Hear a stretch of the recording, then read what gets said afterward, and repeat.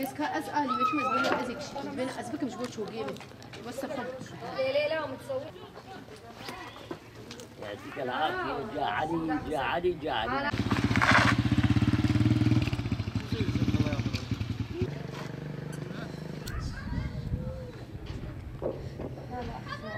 أسباب ريق هذا ببر من الأبرع أردوغانو يا رب تبتدأ المدرة المسلم حياة خلاص أبالي من يدرب لنا زمينا إما النار أردوغان شذكو الناس ثم زلنا ما أردوغان رجل زحمتين ما مربارك لنا أهل زمينا حياة بي ما أبيد منن أو جنا وقدروا كمرن ترى عالم يواس ما نعرض منا نبرد عايشين ما تمشون عرض تركوا ما أنا عرض مي المفروض أنا عني خصني في عمري مي وخي نزل الدين أنا توفي أردوغان مستر عرضي مي ما تعرضي وين ما تعرضي أردوغان وين ما تشيل حدود هذاك ليه هذا يجي زلفر مي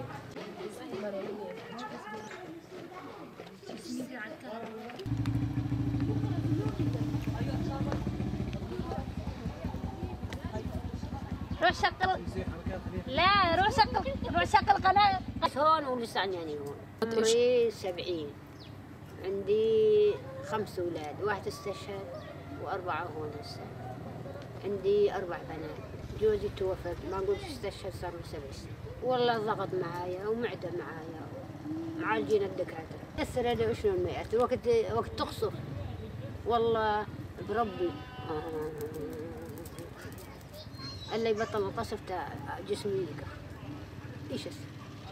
القصف يأثر والله علي وعلى صحتي يا أمي أقول لك وقت تقصف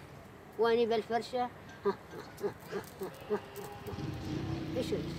يقول لي يا أمي ما كنت تخافين ايش بها السنة تخاف يا قلت يا أبويا صار حرمتي كبيرة القلب ضعيف الشي ضعيف اي واحد يخاف ونريد